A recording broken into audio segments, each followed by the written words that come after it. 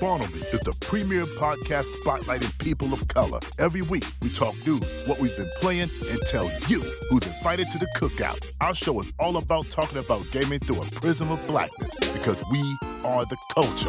Welcome to Brookago, y'all. I have to say, I am very excited for all of you to be rocking with us here on the Spawn on Me podcast this week. Of course, this week and every week, we try to bring you some dope stuff and try to bring you wonderful things like me messing up, hitting the record button before we started the show. So I got to figure that part out and fix that somewhere in post. No idea how I'm going to do that. But that's what happens when you wind up moving into a new space and getting new things done and happening to get everything in new places. So if you have noticed, if you're watching this on Twitch or if you're watching this on our YouTube channel, the background looks very different. Things have moved. I have moved into a new home. We are now in a different space. So I am super excited to be able to talk about that. You know, my family, we wind up moving to a bigger place. We wind up moving to a different spot. And all that stuff is, you know, amazingly cool. It's awesome to be able to, get that kind of thing happening and grow in that way from a family perspective. The cool thing about this is kind of temporary. This is like in my attic right now. It is hot as hell. You can see I'm sweating up a storm. So for sure, that is a thing to behold, because I'm glistening like a mofo out here in this piece. But, you know, in a couple of months, we have a plan. We're going to be building a new studio in our basement. That's going to be all space for me. So I'm hoping and thinking that we're going to be trying to do some really cool things, not only visually with the show, but with, you know, the space. We're going to have more space to do stuff. More space to do stuff, which is going to be pretty fantastic in and of itself. So if you watched or listened to our, we missed a week actually because of the move that happened. Prior to that, we had some fantastic conversations with a lot of dope folks. We had our Spawn for Good event where we raised over $18,000 for the folks over at Vote Riders, which was amazing and fantastic. So that was very cool. Again, if you're listening to the audio version of the show, we have changed some things around. So now we change our show to record on a Thursday night, and it goes up live the next day on Friday night. So this will be a very late night tonight because we just finished streaming our first night, co-streaming the Thursday night football games from the NFL with Twitch, which was fantastic. It was a lot of fun to bring people together and do that thing. We didn't win this week. There's a weekly way that you can win some gifted subs in your chat or for your channel. We weirdly came up not last. We came up in like 14th place because some of the stuff we got screwed on, and that's okay. We got screwed, but it's all right. And we'll figure that stuff out. But it was super, super cool to be able to do that work. And again, thank you to Twitch for bringing us in to do that kind of work. It's really cool to be partnering with the NFL for the first time. We hopefully we'll be able to do this with, you know, us and a whole bunch of other streamers and doing that kind of thing. So that was super dope. And yeah, it's a lot of stuff is going on. It was a very spicy week on the internet. It was real wild in the streets. I don't know how much I'm going to talk about that because that stuff happened like really early in the week. But I will comment on some of that stuff in a real way. And of course, a lot of folks who have come by the video stream tonight are excited because I tweeted this out that I'll be showing some of the Xbox Series X before we get into the news for the week. So hold on for that. We'll be definitely doing that. If you're listening to the audio version, definitely go back and check the VODs and all that other cool stuff on our YouTube videos for that. So the TLDR of the drama that happened this past week was really interesting. It was our friend Jason Schreier, who works over at Bloomberg now, tweeted out to the folks over at CDPR, CD Projekt Red, about, they had a tweet out that's talked about them going gold for Cyberpunk 2077. Super, celebratory time for that team. Of course, we all know that there have been lots of problems with crunch throughout the industry. CD Projekt Red had a take earlier in the year that, they said that they didn't want to have any form of crunch in the development of this game. And then a couple weeks later, they came out and said that unfortunately, we're going to have to crunch through some of this stuff towards the end of the development to get to gold and then to get to launch. Of course, a lot of folks in the industry were really upset about that. As per usual, the same folks who are usually mad about that stuff were mad about this again in more verbal and vocal ways again. We have talked about crunch being shitty on the show often enough, and many, many times we've done so. But it was interesting because the conversation turned a little bit when our friend Parris, Lilly, of Game Attack Radio, family of the show, kind of got at Jason Schreier in an interesting way. So he tweets back at Jason, who says something to the effect of, congratulations on your, going to gold. Actually, let me see if I can pull it up, because I want to see if I can pull it up in a real way, because I don't want to misquote it, and see if I can find it. But basically, he kind of gave a backhanded compliment to the folks over at CD Projekt Red about them going through the process of getting this game to gold, and then he kind of threw a shot at those folks in an interesting way, which I thought was just kind of weird. Like it's kind of silly. He says, looking forward to playing this. Best wishes to all exhausted developers still working long hours to fix as many bugs as they can by release day. Parris then responds to that and says, crunch absolutely stinks, but it's almost like your agenda matters more than letting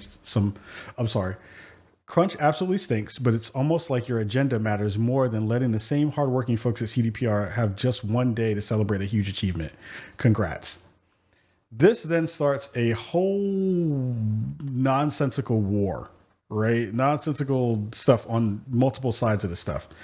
And it's nuts because the beef is weird, right? And I came out and basically, because then Jason Schreier then responds to that tweet with a shaming tweet towards Parris. He says, it's disappointing but not entirely surprising to be accused of having an agenda by influencers who get free chairs from companies involved. He says, my agenda is to report on the video game industry as fairly and honestly as I can, and not to take swag from the companies that I cover. So the foundation there goes into these conversations of multiple layers, right? The folks who are upset with crunch, everybody in the industry is really basically upset by crunch. Most folks who are not upset by crunch are folks who don't really have any connection to the industry in a real way. You have Parris, who, of course, he is definitely the face of Cyberpunk 2077. If we're all being honest, we know that that's the case. They work with him often. They send him a lot of cool stuff.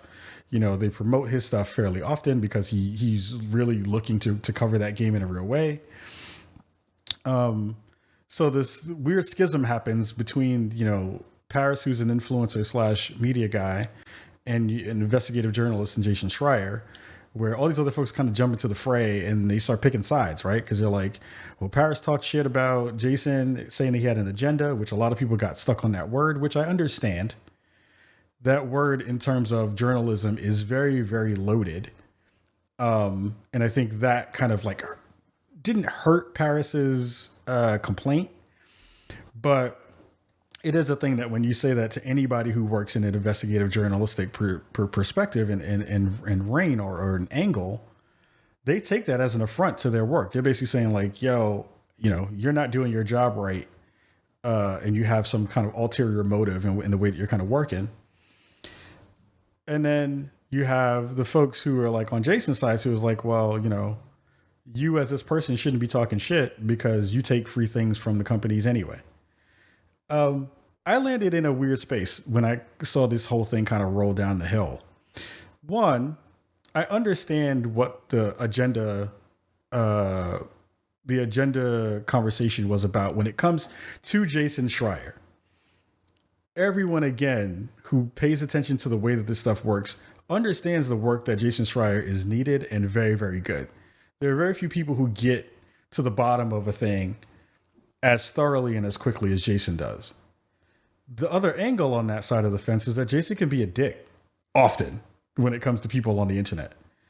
There have been lots of conversations that I've seen him jump into where you would say like, hey, he's, in this conversation for no reason and doesn't really need to be in this conversation, but he's inserted himself into this conversation in a way that is unhealthy, unreasonable, and unnecessary.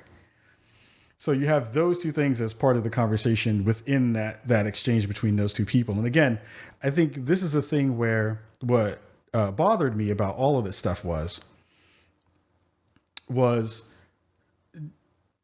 Parris said what he said, Jason said what he said. Jason kind of coming at him with the like, you're just an influencer thing. This is all you do kind of move was sloppy because it doesn't take into account what Parris has done in the space. And also a thing that I shared was when you say things like this, when you basically take, someone like Parris's work into account and you put judgment on it in that same way where you kind of disparage it and belittle it in that way, it does a double effect where, again, there are very few of us in the space, right? There's very few of us in the space in that way. The attacking on Parris's integrity was really kind of uncalled for because it tells me that you don't pay attention to that man's work. You have no problem kind of shitting on anybody that you want. And I understand that he has a quick trigger finger when it comes to blocking people and other stuff because he has been abused often online. So I understand that part. But the unintended consequences of that stuff is that, again, it puts another black eye or another suspicious eye on the work of a creator of color when there are not a lot of us in this space. We are constantly told that we don't belong in these spaces. We are constantly told that our work is not good enough and that we shouldn't get the kudos that we get and the opportunities that we get. So, a lot of people jumped into the fray. A lot of people got at me because they were like, you're defending Parris and all sort of stuff. And yeah, I'm defending Parris in lots of ways because one, he's fam. I'm not going to say I'm not biased to that conversation, but I will also say I know his work and I know Jason's work. I've watched this industry for a very long time before I got in it, and I've seen all the players work. And the thing that bothered me was there were so many industry folks who kind of jumped to Jason's defense without understanding the consequences or repercussions of what that stuff means from that perspective. Where sure, you can focus in on the loaded word of agenda, but that doesn't do the same thing to Jason Schreier that it does from Jason Schreier to Parris in that way.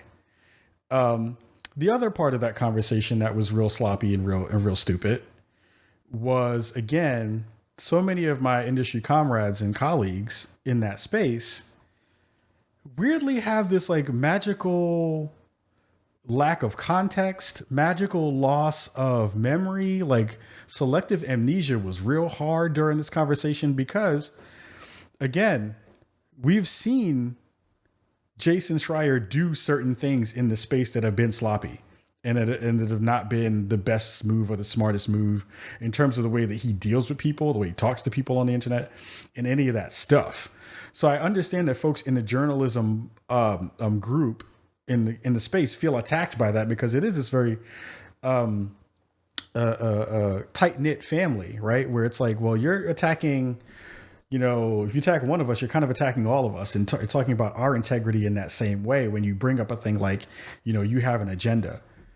The real conversation is like, we all have an agenda in this industry. My agenda is to spotlight people of color and be dope. That's my agenda.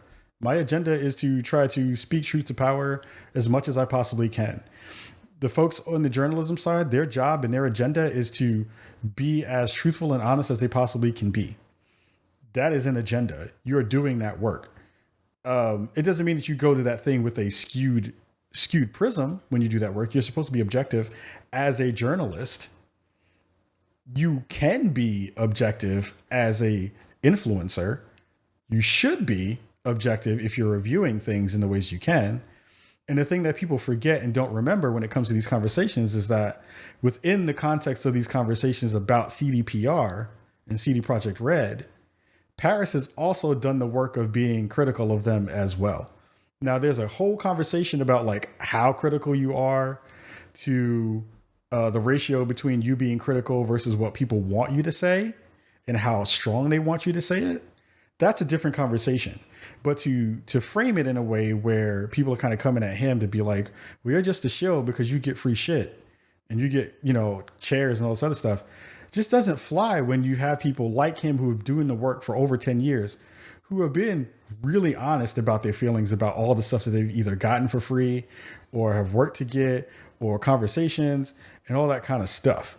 So I think in that conversation, there was a lot of weird stuff that people were kind of getting into. And I feel like it was one of those weird deals where we saw people kind of like collapse into their circles real hard and not pay attention to context in a way that actually matters.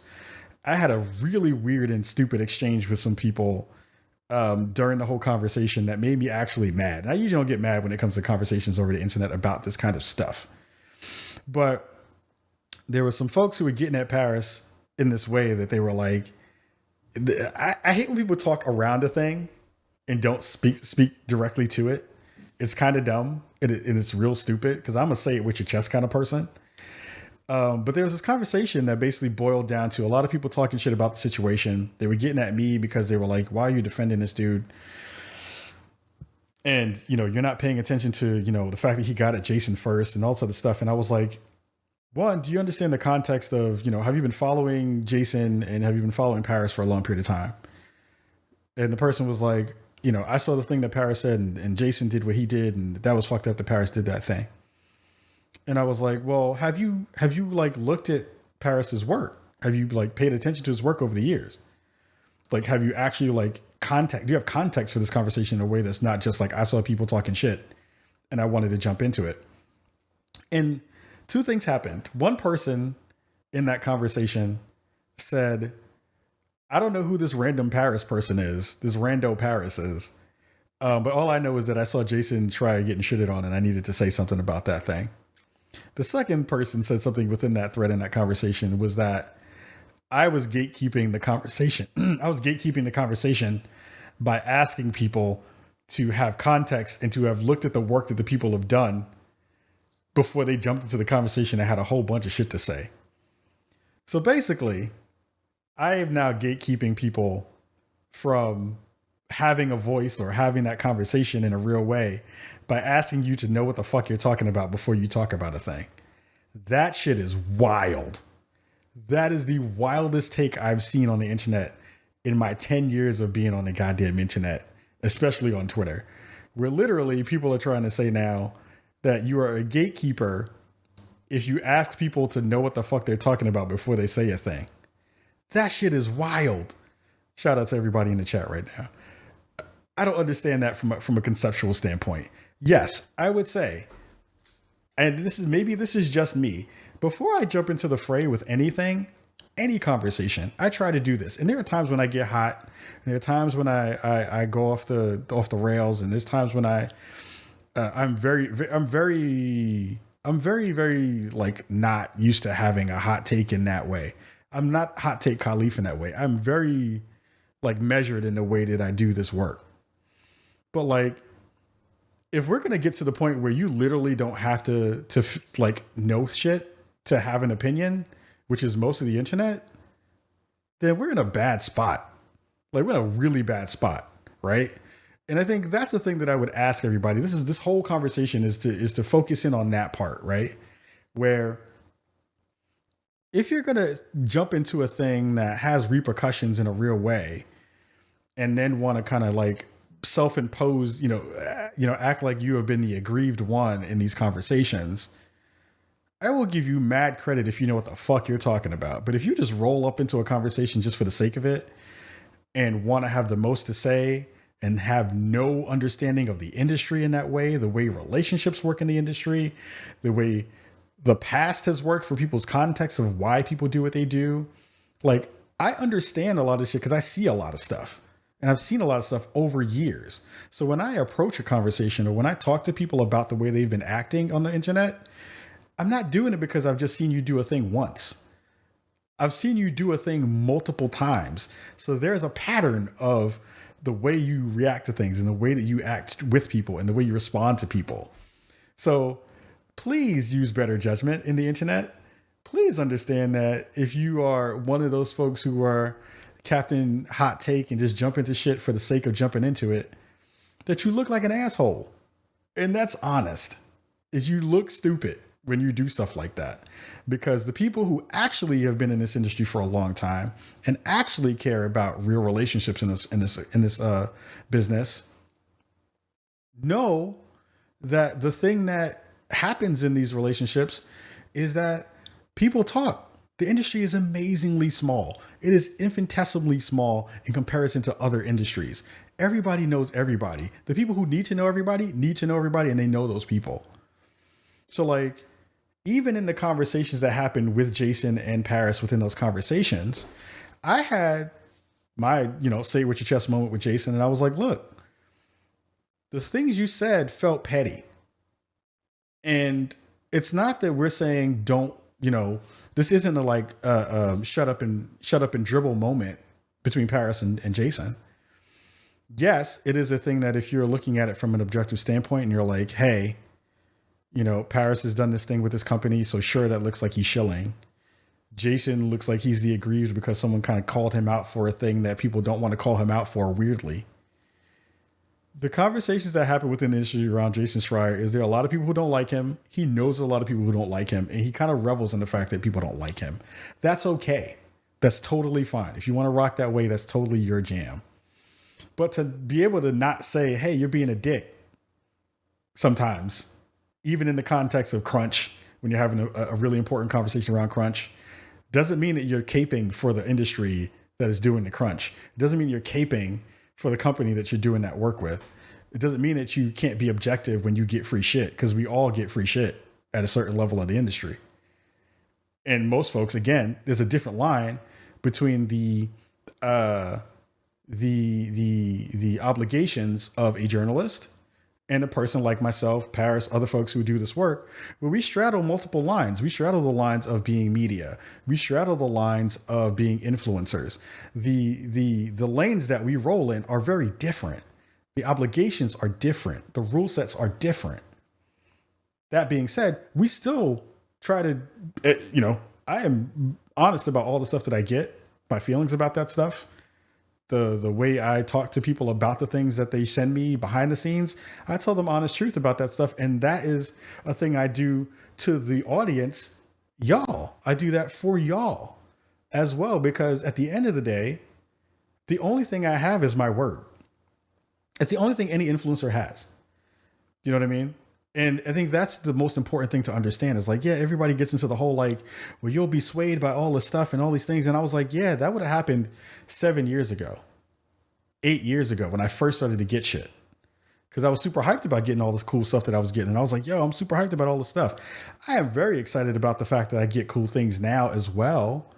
But that does not change the viewpoint or the conversation or the way I get feedback, or the way I tell all of you at home my feelings about all that stuff.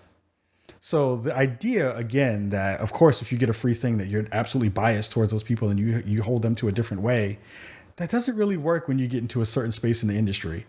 And I know that breaks people's hearts to understand that people can be objective while getting a free thing, but it happens all the time.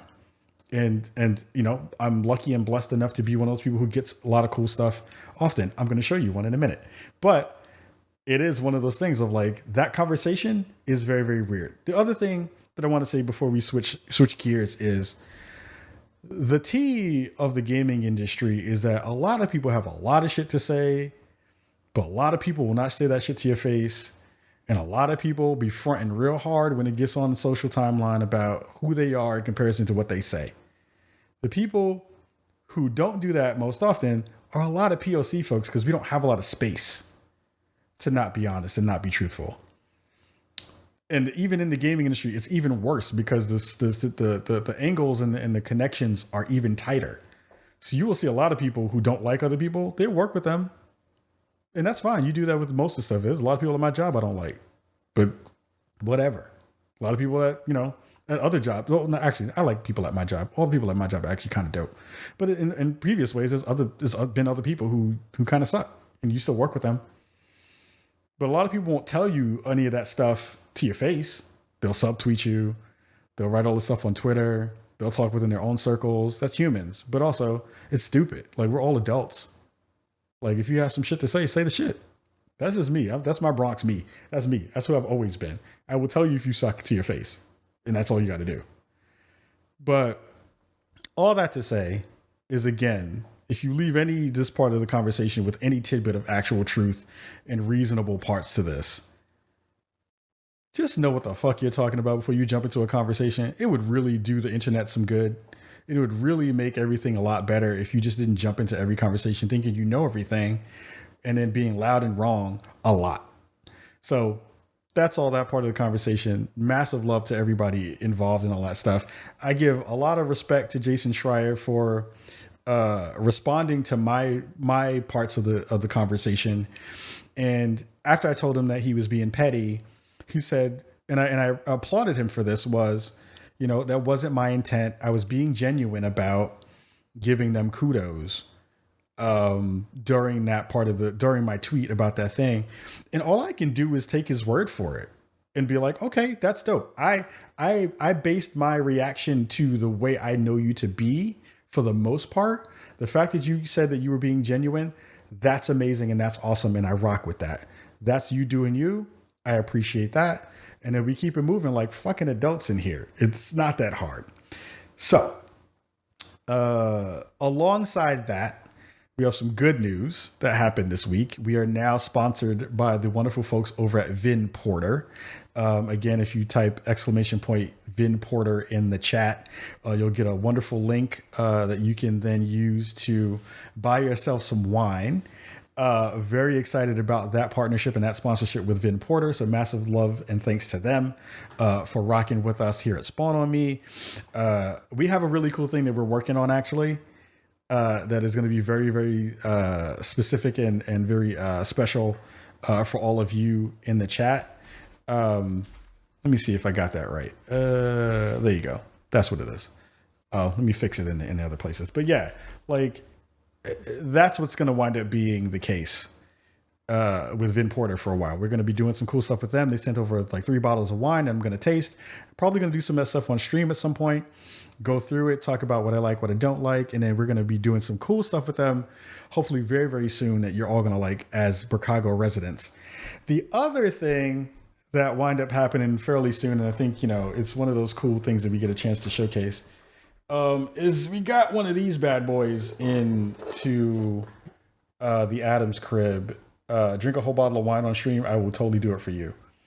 This is the Xbox Series X. This is not a final product yet. This is still work in progress in terms of the final hardware and the final software. But this is the actual bad boy here. This is a lot of it right here. All this big, chunky goodness of this console is right here in a real way. Again, this is directly from our friends over at Xbox. That thing is huge. It is massively big in lots of different ways. That thing is huge in so many different ways. Again, there isn't a lot of stuff that I can talk. So many fingerprints. You shut up, Dr. Jones. I see you in the chat. I have really bright lights and my hands are greasy. And everyone who is shaming me about putting it sideways, calm that down.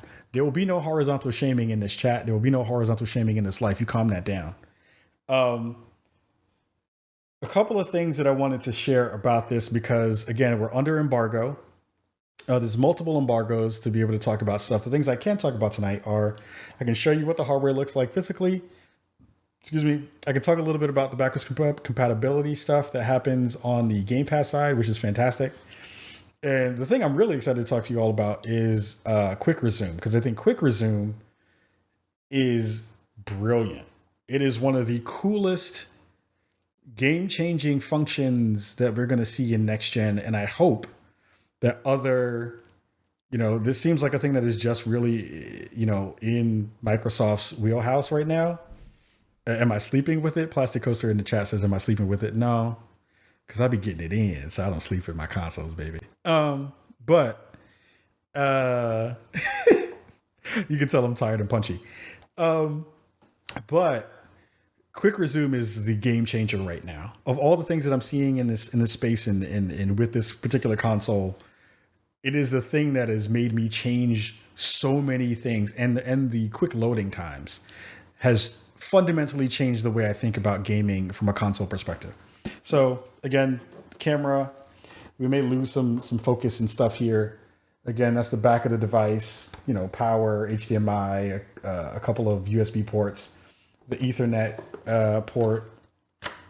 Here is the Seagate expansion drive on here, which is super easy to insert and put in there. And again, it's just a big chunky box. It is very, very nice. It is heavy. It is a heavy, heavy, heavy console. I'm holding this with one hand because I'm strong, but it's a really beautiful device too. Like I just love the way it looks. I got like 7,000 rocket launchers that are real small, but it's beautiful. It's a wonderful, beautiful console in terms of the way that it works. I had some questions that I was going to pull in from the chat or from the internet, and I still haven't found those yet. I still have to pull those in. I may hold off on those and put them into another show because I forgot to do it for this show. But again, I want to thank everybody for sending in voicemails. We're doing that again, speakpipe.com/spawnomi. So if you want to, send us a message about anything, let me see if I can find that. Speakpipe, blah, blah, blah, blah. Please send us messages for that stuff. I really want to start doing more voicemails on the show in a real way. So I would love to be able to do that with all of you and really get that into a real segment that we can do on the show. Let me see if I can find the link for it so that you can see it in the chat. But I think that's what I'm really, really hyped about, to be honest, is doing some more of those, because people sent in some really fun stuff already, which I thought was great. And I thought that was super cool. So it should be speakpipe.com/spawnonme. I think that's it. Yeah. So put that in the chat real fast. So absolutely, it is very, very cool. And please send us messages because I would love to do that in a real way. I'm going to read a couple of quick things from the chat just to see where things were. How many games did you try and load at once? I have loaded up around 6 games at once at this point. And each one of them loaded super, super fast. To the point where it has fundamentally changed the way I think about playing games on the console, like I shared a little bit earlier, where, oh my God, I'm sweating like a host. I am a person who likes to kind of skip around when I play games. I can get frustrated when I play Mortal Kombat or something to that effect and then want to switch to something else really quickly. So, with this being in the OS and being a part of the system, I found myself not feeling like I was kind of tied down to playing a thing for a really long time, which is kind of good. I remember specifically jumping in from something like Rage to something like The Outer Worlds, and then back out to something like No Man's Sky, and then into Ori. A lot of the games were games on Game Pass because those are the ones that we have access to currently. And I was popping in and out of games super quick, super fast. Actually, I was jumping out of stuff and dipping and diving into things, as much as I wanted to. The switching of stuff was cool, not only because you can just run through multiple games at once and it leaves you in the state that you were in before you switched. If I remember correctly, that also works after you power down the system. So if you power down the system, usually you would think that all the games would just close out, but those games still stay in the memory and you can still go into some of those games as well, which was super, super cool in that way. Dr. Jones asked, does it take 8 gigs of disk space for each one you suspend or whatever? That wasn't a thing that I really paid attention to be honest. I wasn't really looking at memory when I was switching between games at all.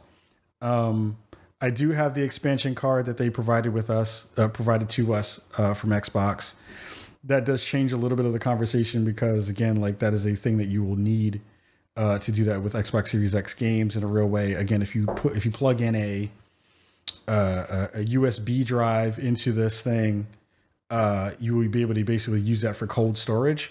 So you can download those games and then transfer those games over to the console directly.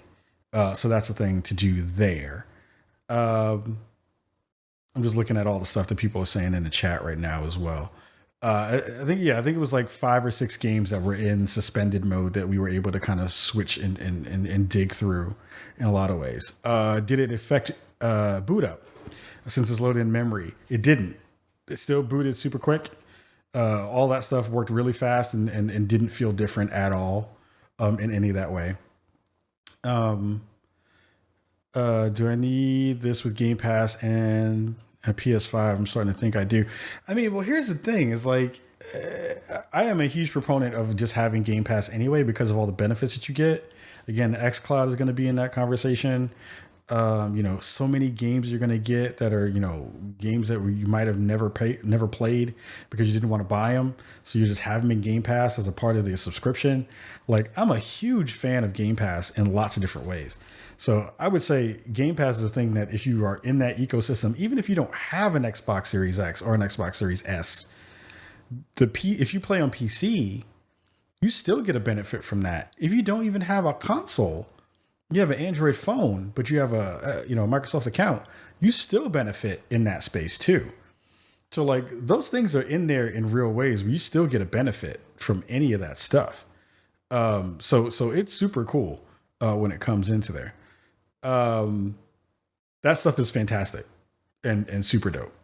The other part of that conversation, again, is the load times. The load times, I remember booting up the Outer Worlds on my PS4. Again, not the same ecosystem, so very, very different. Because I've only had it on that console before. I think I have it on my Xbox One X as well, but I don't remember how long it takes to load. It takes a long time to load. On the Xbox Series X, it takes like 6 seconds to load, 6 to 7 seconds to load. And that's from quick resume. That's from boot to jumping in. It's quick. It's fast. And the thing I shared with somebody else was the quick resume stuff and the loading times actually make, like, having the chance to play with them in a real way, it actually made me upset that most of the stuff that I bought in this gen was on PS4. Because now a lot of those games, if they do have next gen upgrade abilities, I'm kind of stuck getting those things on PS5, not knowing what the hell is going on the PS5's OS. We still don't know a lot of stuff that's going on with the feature set. There's a lot of things in that space that we just don't know and we don't have an understanding of yet. So I felt like kind of stuck after having had all these cool features kind of plugged into the OS and then not knowing, I'm going to kind of lose that stuff with any of those things. So that was kind of weird to feel that way, because most of the stuff I played in this generation was on my PS4. That was my console of choice for most of the games that I played. So it is super impressive what they're doing with quick resume, with the ability to load games super quick. I went back and started playing a whole bunch of Sunset Overdrive. And all that kind of stuff was brilliant and it feels great. The other thing that is actually really nice on the new system is the new Xbox controller that comes with the Xbox Series X. It is a small thing because I'm a huge proponent of the Elite 2 controller. I love my Elite 2 controller. It feels really good. Even as a person who prefers a DualShock to the Xbox pad, because it's just size-wise, it's a little bit smaller. The grips on the controllers are so good. they feel really nice. The ones on the bumpers feel really good. It covers the whole back parts of the pad. It is really nice. That small little touches of the design feel really good, and the D-pad, feels really good too. Which is a thing that's always been not that great, but it feels very, very good in terms of the Xbox new Xbox pad in that way. So I am very, very pleased with what I've been able to play with so far. Again, we'll have lots more things to talk about. I'm going to try to film some content with this over the weekend to talk a little bit more in depth about what I can share. I may just poke some of this stuff and grab this in, or I may refine it because this is me rambling about it. I'll be more concise with my conversation about what it is. But again, huge thank you to all the folks over at Xbox and Microsoft for sending this thing over early. We've had this thing probably a month before most of you will get this, and a chance to check out the pre-final hardware and pre-final software. Feeling very, very lucky to be one of the first folks on the planet to have one of these early, and really enjoying my time with it. Can't give more conversation about that because we're still under embargo. We'll have more impressions a little bit in a couple of weeks, and then especially down the line when we have more stuff to talk about in those spaces for sure. So we're going to take a super quick break, and then we're going to come back with the 411 and talk a little bit about some of the news of the week, because there was some cool stuff that happened that we definitely have to talk about in some real ways. It's stuff that we just talked about with some launches, some new information that came out about some new games. So we'll be right back after this. And hold on to your seats, and we'll be right back after this. Welcome back to the Spawn on Me podcast. You can tell it has been a minute. I have not streamed in a minute. I have not done a show in a minute. So thank you all to my pro stream, because that's what I do here in the podcast land and all that cool stuff. Again, thank you everybody for coming back to the Spawn on Me podcast with Kahlief Adams. I am your host, Kahlief Adams. And we have lots of cool things to talk about. In the second half of our show, if you missed the first half of the show, you missed us talking about the Xbox Series X in a little bit. We showed off a little bit of the hardware. And we talked a little bit about the state of the world and people not understanding how to use the internet properly. So again, thank you all for coming through and hanging out. But right now we have a little bit of news to get into before we get up out of here for 353 of the Spawn on Me podcast. And we're going to get into the 411 right about now.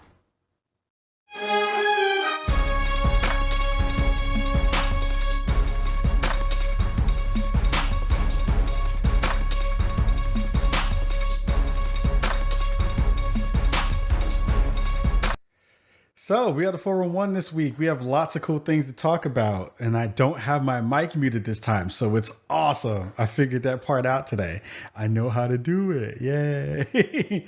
A lot of cool stuff happening this week. I think, again, we're still about a month away from everything happening with launches and all that cool stuff. We have so many new games to talk about. We have 2 new consoles that are going to be out in the world. I think it's going to be super, super cool to see all those things kind of break themselves down. But the first story is all about Mortal Kombat and Mortal Kombat's second combat pack. I am very, very excited about that thing coming into the world. I am a huge Mortal Kombat fan if you've been paying attention to the show. One of the biggest reveals of that content was the fact that now you will be able to get the only Melina into the game. There have been lots of speculation about what was going to happen in the space with her, because a lot of people wanted her back in the game. She is now in the game. Also, Rain is back in the game, who is a really, interesting pull to be able to pull back into the game for sure. I am super excited with those 2 characters coming back. And then the third character who I did not expect to be in this game, which was a huge, huge surprise for folks who have been not paying attention to the leaks and to the conversations that have been happening. But Rambo is now going to be in Mortal Kombat 11. I don't understand what is happening with that. I don't understand the fact that we're going to get Sylvester Stallone, who's voicing the character of John Rambo, back into Mortal Kombat 11 for the first time, or into Mortal Kombat 11 for the first time. It is madness that this is going to be a thing. I didn't know this was going to be a thing. I had no clue that this was actually going to be something that was going to happen. It is nuts. I don't know what's happening anymore with Mortal Kombat. We had the Terminator. Terminator was in gears, like Dr. Jones says in the chat. Mortal Kombat Ultimate is going to be the new name of the game once they do the re-up for this thing. What's actually going to be really cool is a couple of things that they shared, which is one, it's going to have visual enhancements for the Xbox Series X and PlayStation 5. You're going to be able to upgrade your current copy to the new copy free of charge, which is going to be fantastic. That's going to be amazingly dope. The voice lines that are going to happen between Rambo and the Terminator are going to be nuts. I really wish that they maybe had stitched them together in a way. I mean, they stitched them together. That's going to sound really cool. I really wished and hoped that they had both Sylvester Stallone and Arnold Schwarzenegger in the same room when they did this, because that would have been super cool to see. But yeah, I'm very excited to see what these characters are going to look like and see how those things are going to play. And I feel like Rambo is going to play like Stryker in some weird way, because we already have a couple of characters with guns in the game. RoboCop is in the game. You have Spawn has guns. Now Rambo is going to have guns. I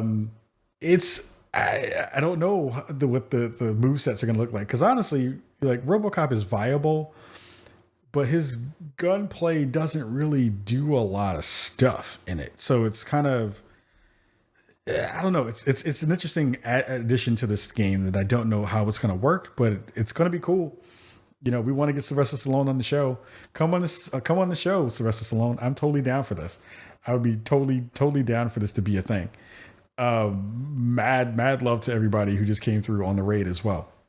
But again, it's like one of those things where who knows how this thing is going to work, and all the stuff that's going to happen in Mortal Kombat 11 now. Mortal Kombat now, it's not Aftermath anymore. It's Mortal Kombat Ultimate. That is what we're going to wind up getting. Denny Von Doom said it's probably going to be guns, knives, a bow, and arrow. Yeah, like his moveset is definitely going to be a bow at some point. It's going to be, maybe he'll have a tripwire. They kind of showed a tripwire in the trailer. Maybe he'll have they had a trap net that's in there. Maybe that'll be a part of his set too. Lots of different things that they can do with that character. So that's going to be pretty cool to see what they're going to do in that space. Massive love again to everybody who just came through on the raid. Shout out to the folks over at Andy Cortez, Maximum Cortez. If you're listening to this in audio form, please go check out Kind of Funny. Kind of Funny does amazing stuff, and we love them to death here at Spawn on Me. So give them some love. Next story up on the show is about NBA 2K and Next Gen. So one of the things that I have been the most excited about when it comes to Next Gen is always sports games. Sports games are always going to be a thing where you get to see this graphical fidelity in a way that you kind of understand it in a better way. Like, again, the uncanny valley is a part of the conversation that you currently see often when you think about what Next Gen is going to bring to the table. But what they're doing with NBA 2K, I'm really excited about for a couple of different reasons. I am very, very hyped at the fact that this is going to be a thing. We all know it's going to look beautiful. It's going to be gorgeous. It's going to look like something we've never seen before in lots of different ways. I think we've hit this level of fidelity that looks so good that, where are we going to go next? It looks beautiful. Steph Curry looks like Steph Curry. All those folks look exactly like the way they're supposed to look. Again, LeBron's hairline is going to be atrocious in 4K. It's going to look terrible. It's going to look awful, but it's going to be amazing in the other way. So I'm just like looking at this stuff, like looking at it now during the stream, and like the lighting looks so beautiful. These new angles that they have for the court looks fantastic. the just fidelity of how everything is going to look just brings everything up to a new level, which I'm so excited about and hyped about, because we get to see all these cool little small additions to the way the game is going to look. And that's going to translate a little bit to the way you wind up playing. There's already been conversations about different ways that you shoot. There's going to be different ways that you use the shot stick in next gen. It's also a little bit weird because there are some functionality parts that just aren't going to be there in the previous gen. And it's kind of like, man, if you got your stuff on current gen, you missed out on a lot of cool stuff that you're possibly going to get, because they're not going to do a direct upgrade for folks in that space. Like you're going to have to buy this game again on next gen. They've already talked about that on previous shows about, them making you pay extra money. Some of the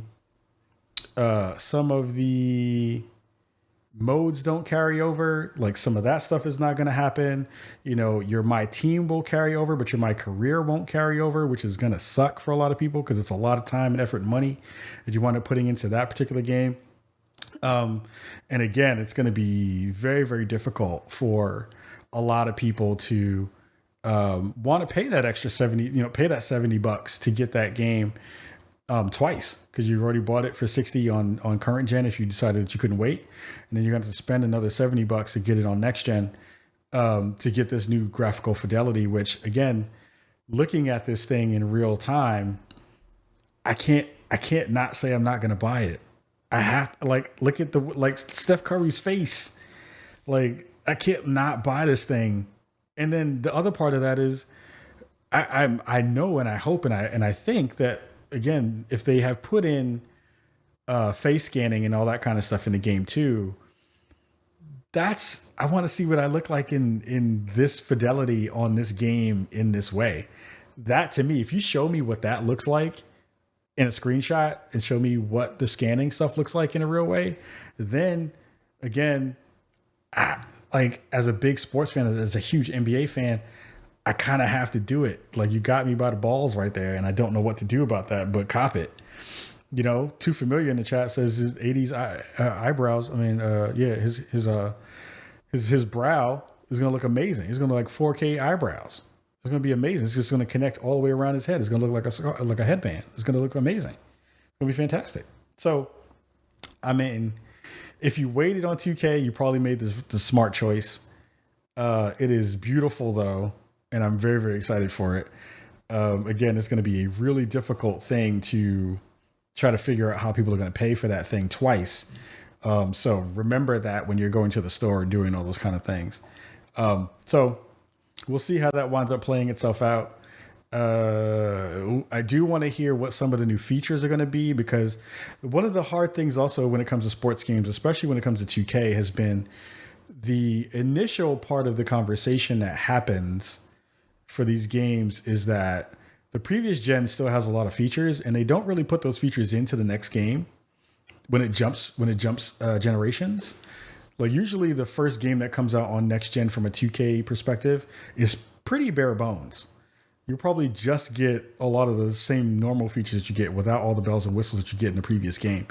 If that stays true to form, that also is a rough thing to ask people to pay for when it's a, less full feature rich version of the game that's going to happen.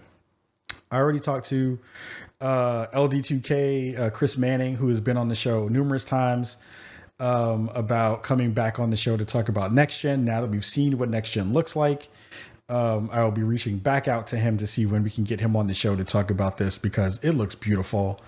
And I am very, very excited for the way this thing is going to look and play in the future. So again, if you're a big 2K fan, then like you understand what's happening, and your wallet is going to be crying towards the end of the year alongside all the other kind of stuff that's in that space. The third and last story for this episode is all about the PS3 teardown. There was, again, lots of conversations about what the PS5 is going to look like in a real way. We have heard lots of people talk about that conversation.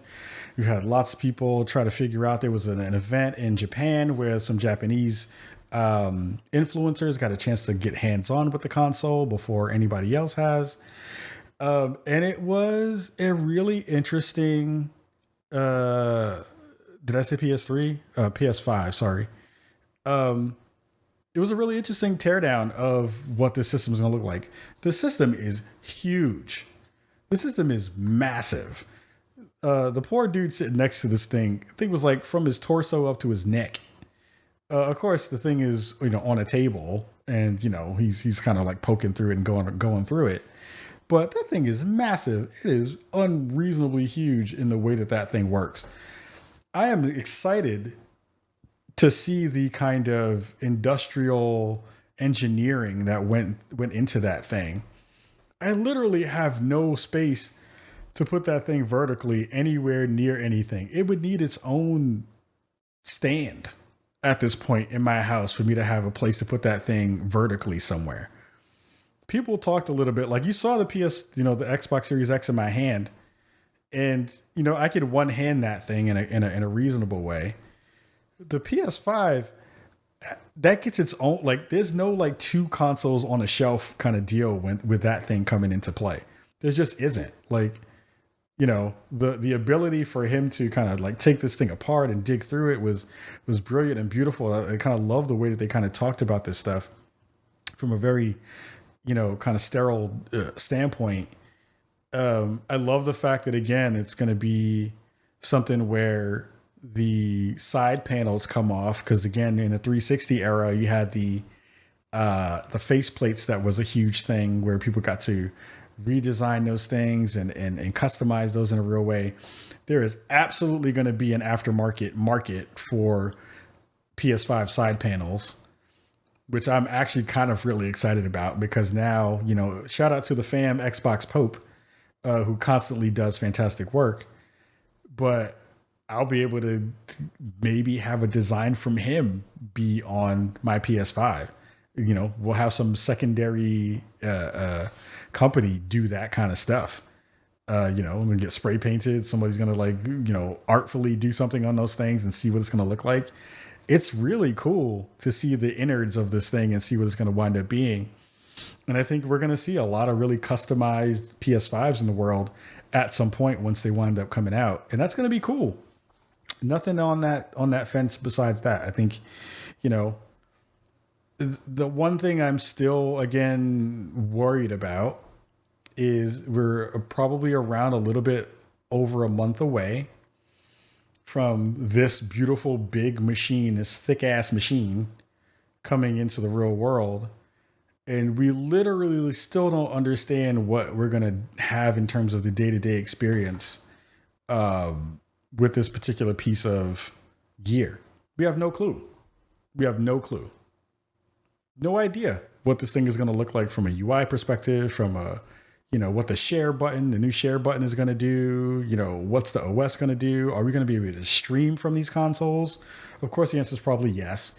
But like, is there going to be integrations with other stuff? Is there going to be like Discord integration? Is there going to be all this stuff we still don't have answers for, which is really weird with us being only a month plus away from launch. It's nuts that we still have this many questions about these machines that most of us have already still pre-ordered, which is also crazy to think about if you really dig into it, that we have sight unseen, kicked out $500+ Some people $1,000 and change, because you bought games, you bought controllers, you bought peripherals, all that stuff for maybe one or two systems.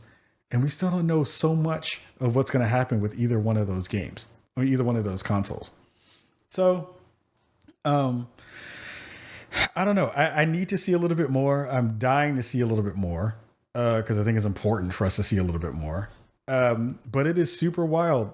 I can't front the fact that Sony will show us, almost 8-minute teardown of a machine and not tell us any of the features that are going to be in that console yet, like in a real way, which is wild to me. I mean, we know more about the DualShock, the Dual Sense than we know about the actual console now, which is wild. And again, I think that's the reason why you saw Microsoft get ahead of the curve and send out boxes early because they still understand that they're behind in terms of sentiment. And I think with, Game Pass being in the space and the xCloud being in the space, a lot of those things being connected, like they still have to prove a lot of worth to the consumer and to the gaming industry in a whole, and to gamers a lot. There was a thing I saw on Twitter a little bit earlier today that basically said 75% of all the pre-sales for consoles went to Sony, which is interesting because, again, Microsoft has done more to showcase why you would want a machine than Sony has, except for games in the biggest way. We're all banking on Game Pass to be the thing. But I would still say that Microsoft still has to show off a game or two that is going to really, really bring it home for people. I think when people saw Miles Morales, they kind of still got into their bag and was like, yo, Sony's going to be my jam. And let's figure that part out. It's going to be real interesting to see, again, how all of that stuff winds up panning out in that way. So, yeah, shout out to the folks over at Sony. Again, it's a beautiful, well-engineered machine. It is gorgeous to look at. The one thing I'm actually excited about is they showed a little slot that you might be able to put some M.2s in there. That's super cool for expanded memory. The cooler looks really fantastic and beautiful and big, and it should be fairly quiet because it's going to have all that space. I do wonder if the non-disc version that they didn't show in the teardown is going to be the same size, because it doesn't need to be, because it doesn't have the drive in it. I would think it would be smaller, which would be cool if it was actually smaller. But who knows what that actually looks like in that way. So we'll see. It's a lot of still unseen, unheard things from the Sony camp. There are still lots of questions to be answered. I'm waiting for Digital Foundry to get their hands on a unit so that they can do all the breakdowns and all that cool stuff. And I'm still waiting to see what we're going to have in terms of final product from Xbox and from Sony in lots of different ways. Somebody asked, did we see the official Xbox Series X UI? No. Answer is no. All that stuff is still under embargo. I can't say anything.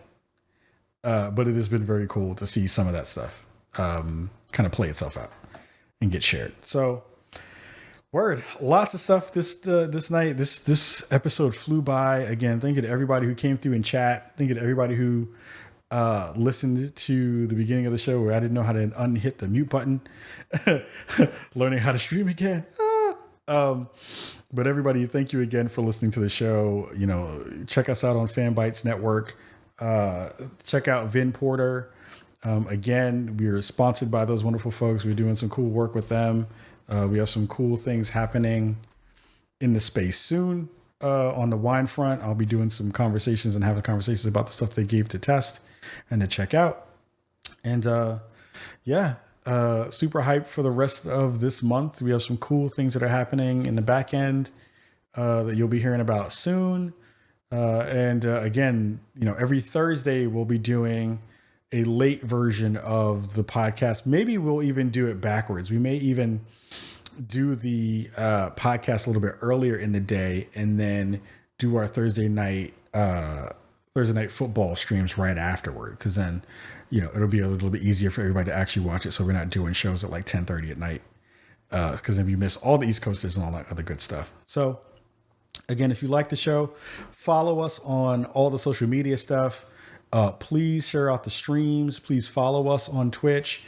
Please check us out on YouTube. We've been growing really well over there as well.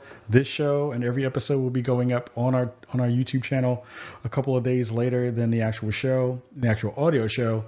We record on Thursdays and they go up live on Fridays. So again, that has changed from our usual 6 years of dropping shows on a Tuesday. So you get your shows a little bit earlier. We get to talk about things in a fresher way. And you get more Spawn content earlier, and for all those folks there in that space. So again, massive love to you all. Thank you all so much for rocking tonight, for hanging out with us. And we'll see you all next week, Thursday, to be able to talk to you more about cool things that are happening in the world in the Spawn on Me spaces. So mad love to you all. We'll see you all next week. Peace.